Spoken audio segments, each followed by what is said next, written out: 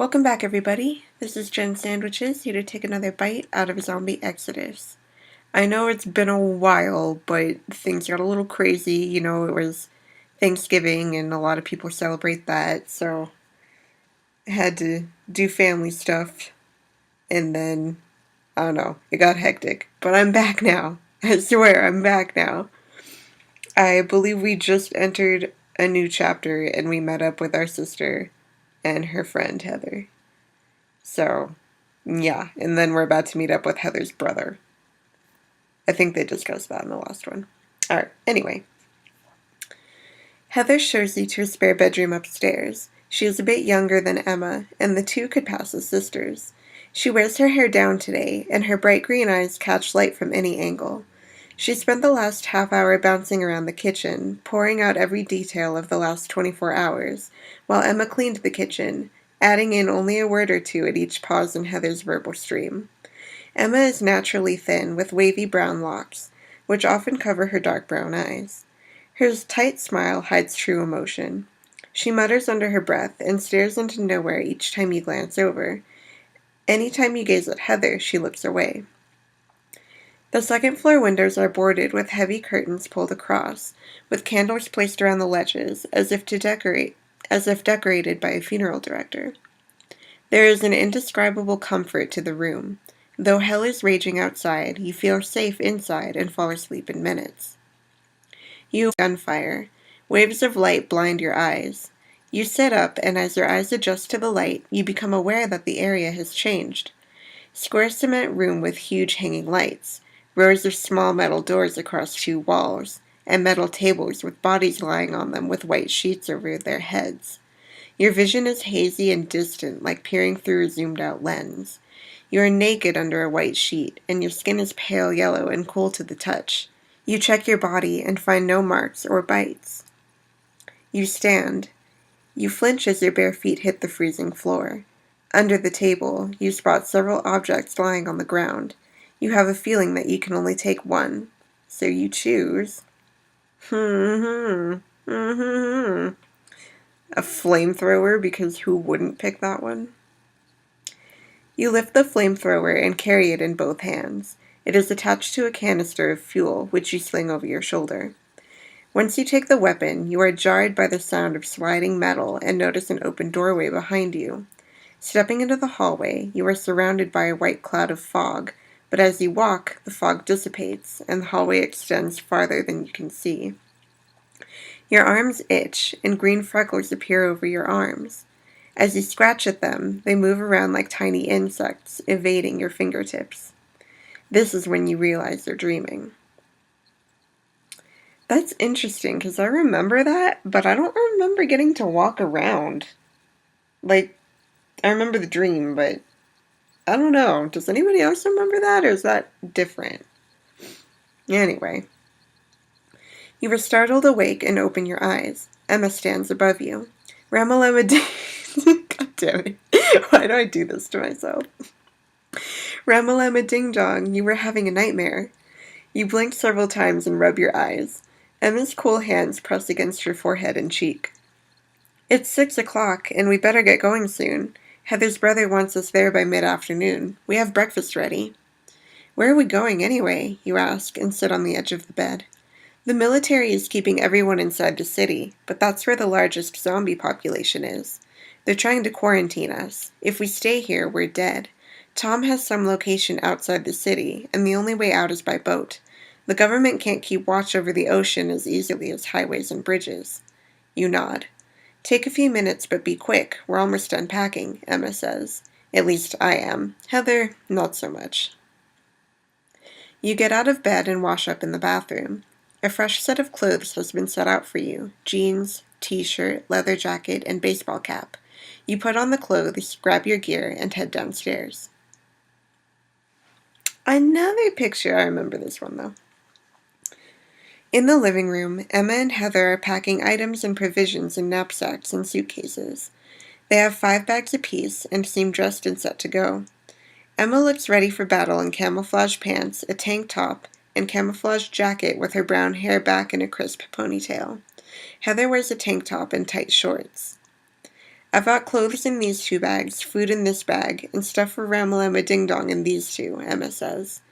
Heather latches a buckle around a suitcase and looks up. These bags are all mine, but I need everything. All right. Well, we have to get all of this packed in the Jeep, Emma says, the tone of her voice raising at the end. You're going to take all 5? You have the same number as I do, Heather says, moving all bags toward the door. These are for me and Ramalama Ding Dong. Emma points to the pile of Heather's bags near the door. Those are all for you. Well, what do you think? Asks Heather as she looks at you. I think you're too high maintenance, Heather. That's what I think.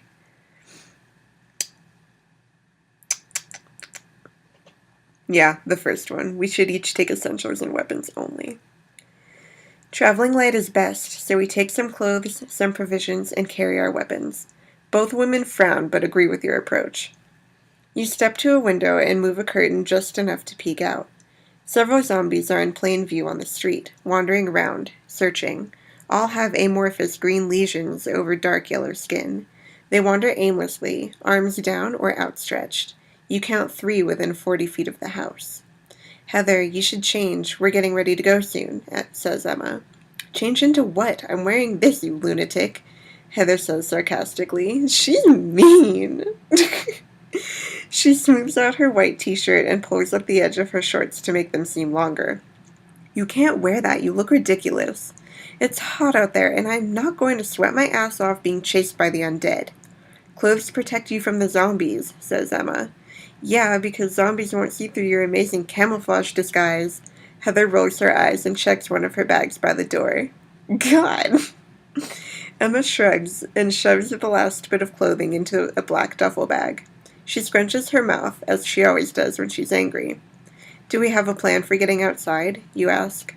Well, we have a car. We're just going to pack and go, says Emma, and stands next to you. There are zombies rolling all over, you say, pointing outside. Both women run to the window and look out. We need to figure out how to leave here safely, you say. I think I've done both of these before, and I think they both worked pretty well. But I'll do the stand guard on the roof thing. Guys, I think even though I am a beefy scientist, I think I'm like decent at shooting. And I do have guns. So that should work. Oh shit, look at that. Heather does not like me. Okay, I'll stand on the roof. I think you two should head to the car and pack everything in. I'll go to the roof and stand guard. If any zombies come, I'll take care of them to give you enough time to load all of the bags. Emma and Heather nod in agreement. They each load up on bags and wait by the door. Give me 5 minutes to get in position. You run up to the 2nd floor and climb out of the window. Standing on the windowsill, you wipe moisture from your hands and grip the edge of the roof, pulling yourself up without looking down at the street. With the rain falling, you slip several times, but manage to maintain your balance. You scramble to the level rooftop, and from this vantage point, the neighborhood is in full view. The rain slows, but clouds in the distance hang dark and heavy. Your sister and her friend move to the black Jeep Wrangler parked in the narrow driveway. You scan the area for any signs of trouble.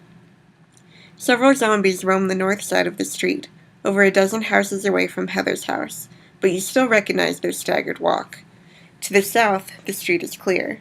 From around the side of a house across the street, a zombie dressed as a mailman wanders only 30 feet away.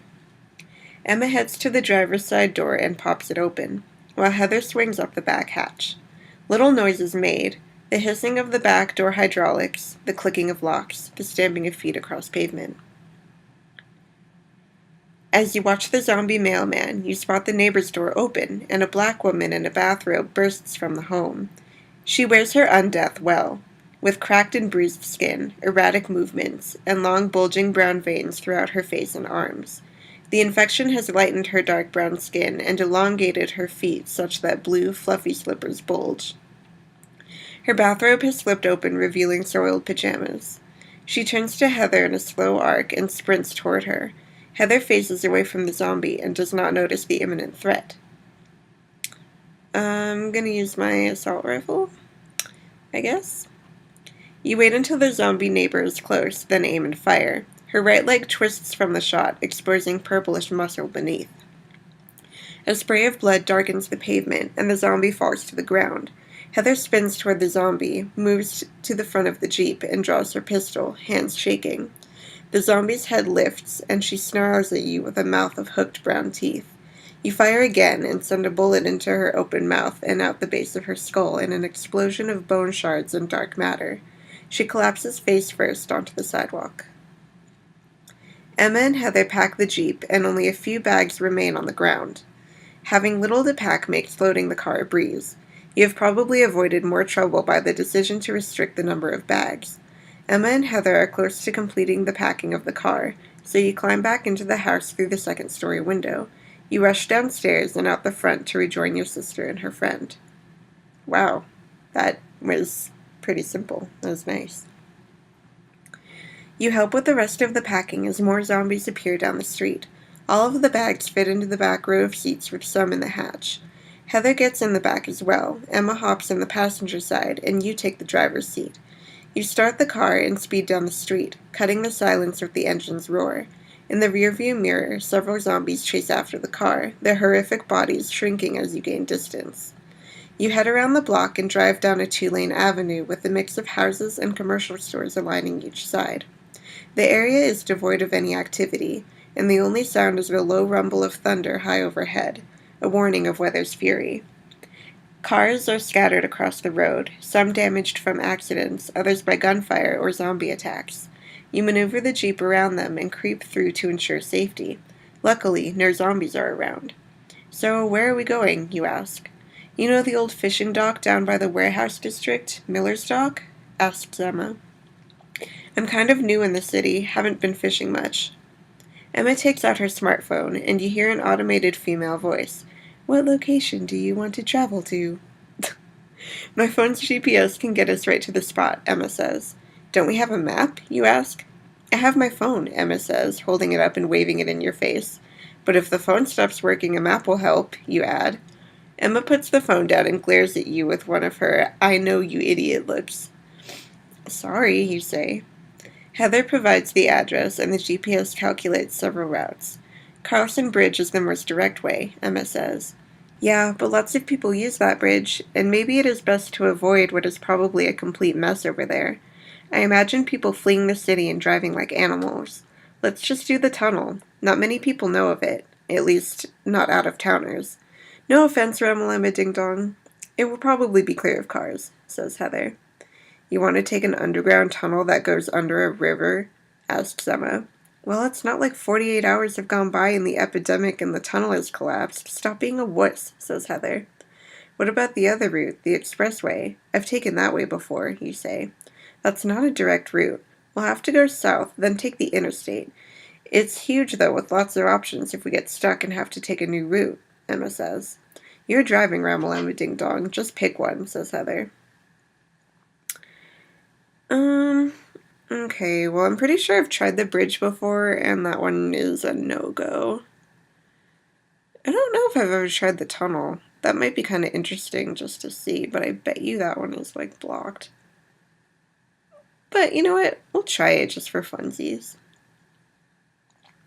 "I have a feeling the tunnel is best," you say. You drive due north for a mile and a half before turning east to the tunnel's approach, a slender two-lane road dipping below the mountain. The ride is almost pleasant leading to the start of the tunnel, with large willow trees roadside and the sounds of chirping birds, singing in flight oblivious to the human virus spreading across the planet. Into the tunnel you drive, into the darkness of underground, with brown road and yellow painted lanes, and orange lights still blazing overhead. Wreckage lies around, broken cars, rolled over vans, and even a yellow school bus impaled in the side of a wall. You slow the car as you need time to react to anything up ahead beyond the road's twists and turns. Yeah, this was probably a bad idea, but I just really wanted to know. Up ahead, several damaged cars block the road. A red van's front end is turned to the left and collapsed against the side wall. The driver still lies inside the car, slumped over in his airbag, unmoving. Behind the van sits a burgundy luxury car, which appears brand new except for recent scratches. Next in line is a light blue, late 90s model sedan, flipped over and flattened. The three cars make a perfect blockade. What are we going to do now? Asks Heather, slamming her hands against the back of Emma's seat. We need to get around this somehow, says Emma. You figured that all out on your own, Sherlock? Heather says. The only way to get by this is for one of us to get in a car and drive it out of the way, you say. Heather leans forward so her body is between the two front seats. Let me get this straight, so I understand the essence of this thoughtful plan of yours. You want us to get out of our safe vehicle and get in one of those death traps? Are you out of your mind? I just want to, I don't know, knock some sense into her somehow. Or ideally, I would have left her behind, but unfortunately, it's her brother we're going to go see. So that won't work. Let's see. Ooh, I can be mean to her, though. And I don't care about being nice to Heather. La, la, la, la. Knock off the attitude or you can walk on your own. Emma spins towards you, mouth wide open. We're all tired and stressed, Remmel, Emma Ding Dong. There's no reason to talk to Heather like that. Yes, there is. Heather leans back and folds her arms like a child. Maybe I'll make you walk. It's my car, mutters Heather. We can't afford to backtrack and take another route. One of us will have to get in a car and drive it out of the way, while the others stand watch. The middle one seems like the only reasonable choice, you say. Wait, you keep saying one of us. If you think I'm getting out, that's insane, says Heather and puts her seatbelt on with a loud click. You glance at Emma. Her lips are thin and eyebrows arched. She stares at the blockade, and her hands grip the dashboard as if trying to push it away. So who's going? She asks. God, I'll go, but you guys better not suck. I wish I could make Heather go, but I feel like she's unreliable.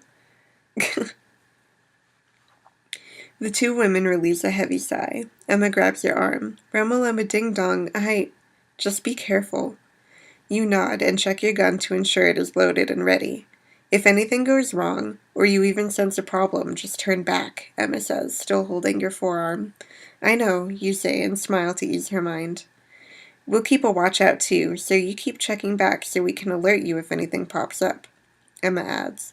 I'll be fine, Emma, you say and open the door. You step outside. Heather climbs into the driver's seat. With a deep breath, you step forward toward the trio of vehicles. You pull out your assault rifle and aim in front of you. No movement is visible in the luxury car. Lightly tinted windows make seeing inside difficult, so you skulk forward, conscious of any indication of danger ahead. Closer and closer you creep, keeping watch on the car and its surroundings, the van and flattened sedan, any sounds or disturbances in the area. Within 5 feet, you notice the front door is unlocked, and you reach with your right hand to open it. You take a quick look back at your own car. Emma gives a thumbs-up sign, and Heather is leaning out of the driver's side window with her 9mm in hand. You open the door and point your weapon inside. The inside front seats of the car are empty. A Jesus statuette sits atop the dashboard, and an evergreen tree hangs from the rearview mirror. You plop into the driver's seat, close the door, and lock it just in case anyone or anything happens by. Dried blood stains the passenger seat, but otherwise the car is clean and undamaged. The keys are still in the ignition, so you turn them and hear the hum of the starting motor. From your peripheral vision, you happen to catch movement in the Jeep. Though you cannot hear them from inside the closed luxury car, you see Emma and Heather screaming and pointing behind you. Lifting your gun high, you spin around to the back seat. Something catches your right arm. Easy there, bro, you hear. In the back seat sits a tall man with medium-length brown hair combed forward into a point and a short goatee. His slight smile and dark, narrow eyes give him an almost villainous look. He wears a dark red hoodie with a black windbreaker over it and faded brown jeans. He is way hotter than I remembered him being. I think the first time I read this, I just kind of ignored his description, but damn, why didn't I pick him the first time I played? Anyway, sorry if that's kind of a spoiler for people, but I would assume most people who are going to watch this have played this one already. Anyway, you reply. Sorry. No.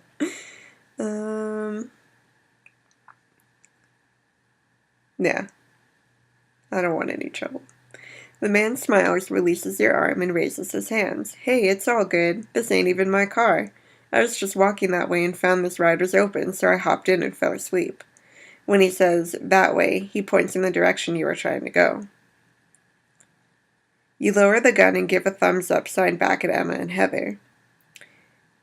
Whoa, it's glitching weird. Sorry about that. Anyway. Oh, you with some people? Who are they? Listen, Devlin. My name's Devlin. Okay, Devlin. Let me move this car so we can go by, and I'll tell you whatever you want. All right, Chief. You put the car in reverse and give it some gas. The chassis shakes and backs up several inches, which pulls the front fender away from the van. You change gears and drive and push down the pedal, hitting into the van with a crunch. The back end seems free of the sedan, so you turn the wheel, hit reverse, and back up a foot. Repeating this routine several times until the car is free, you are able to move the luxury out of the way of the road. You step out and walk back to Emma and Heather, who are outside of the car. Their faces a mix of confusion and worry. Yo, wait up, you hear from Devlin. He trots up next to you with a smile, looking each of your companions up and down. So anyway, like I said, I'm Devlin. I'm Ramalama Ding Dong. This is my sister Emma and her friend Heather. Alright, cool. So where y'all headed? You reply, I mean, I'm fine bringing him. I don't really care what everybody else thinks. So I'm just going to be nice to him.